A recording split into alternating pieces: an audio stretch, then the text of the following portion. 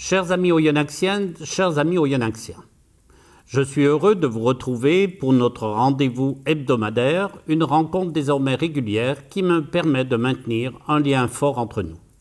Si j'ai souhaité instituer ce format d'information, c'est parce qu'il me semble important de vous éclairer et de clarifier certains dispositifs gouvernementaux et bien sûr, ce qui vous intéresse le plus, la façon dont notre ville peut appliquer ces mesures. J'insiste sur ce point car tout comme vous, nous évoluons dans un cadre contraint et cadencé au fil des annonces du gouvernement et du président de la République. Vous l'aurez compris, nous ne sommes décisionnaires ni des restrictions à appliquer, ni des dérogations possibles. Notre seul pouvoir est celui d'anticiper les difficultés à venir, de mobiliser l'ensemble de nos partenaires et de soutenir, durant cette pandémie, ceux qui en ont le plus besoin. Les familles, les personnes fragiles et isolées, les institutions comme notre centre hospitalier ou l'éducation nationale, nos industriels et nos commerçants, tous ont besoin de notre et de votre engagement à leur côté.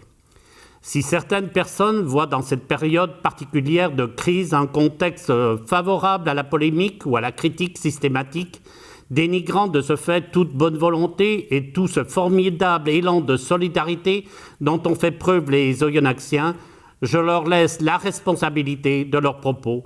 Nous continuerons à lutter ensemble et unis face à cette épidémie. L'actualité m'oblige bien sûr à vous apporter quelques précisions sur les modalités d'accueil de vos enfants dans nos écoles. Aussi, dès l'annonce de ce retour, j'ai demandé à l'ensemble de mes services de travailler en lien avec les directeurs d'école sur les modalités d'accueil pour les élèves. L'objectif est, une fois de plus, d'anticiper au maximum les effets de la reprise et de sécuriser le plus possible cette rentrée scolaire. Premièrement, des distributeurs automatiques de gel hydroalcoolique seront installés dans chaque établissement scolaire, à l'entrée, vers les toilettes ou même dans la cour de récréation. Deuxièmement, toutes les classes auront à leur disposition du gel dans leurs locaux. Troisièmement, nous travaillons dès à présent sur la possibilité de fourniture de masques pour les enfants si cela devenait une nécessité. J'insiste une fois encore sur le fait que nous ne pouvons pas décider seuls dans la gestion de cette crise et sur les difficultés qu'une commune de notre taille peut rencontrer à se fournir en matériel devant de grands donneurs d'ordre.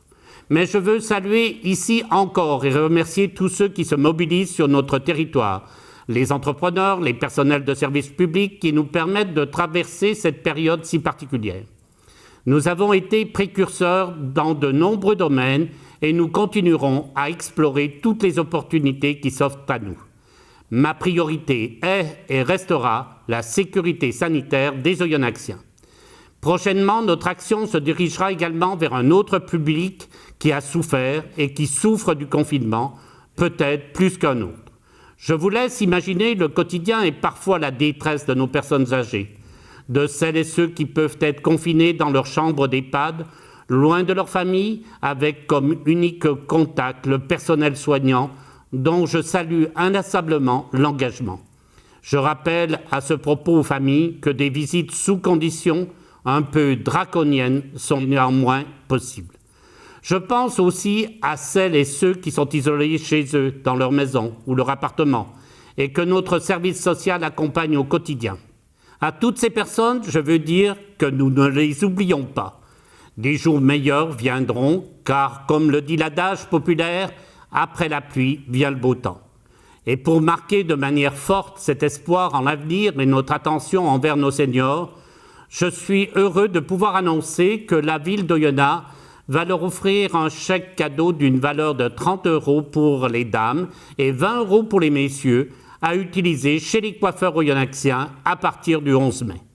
Mesdames et messieurs nos aînés, vous serez ainsi les plus belles et les plus beaux lors des retrouvailles avec vos familles et vos proches. Un autre geste bien concret pour les résidents de l'EHPAD qui ont comme principale activité la lecture, les mots croisés, le tricot ou la peinture. Tous ces passe-temps nécessitent une attention particulière et une bonne acuité visuelle. C'est pourquoi j'ai décidé de leur offrir des lunettes loupe, de sorte qu'ils puissent ainsi, sans effort, continuer à s'adonner à leurs occupations préférées.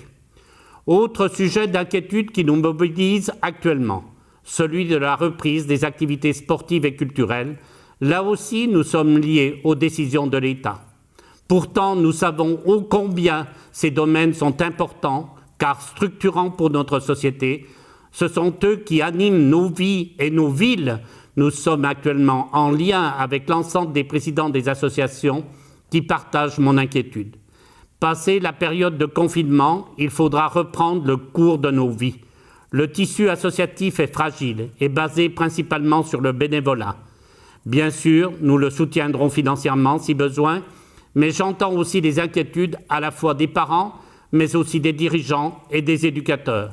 Si nous voulons sauvegarder l'ensemble de nos clubs sportifs et de nos associations, nous devons faire preuve de responsabilité et devrons encore nous adapter pour préparer leur fonctionnement dans les prochaines semaines.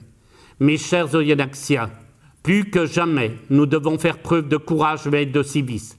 Cette mobilisation doit être à la hauteur de la période historique que nous traversons. L'avenir se dessine aujourd'hui et je compte sur chacun d'entre vous pour poursuivre l'effort collectif qui signera, je l'espère, la victoire sur cette épidémie. Je vous remercie.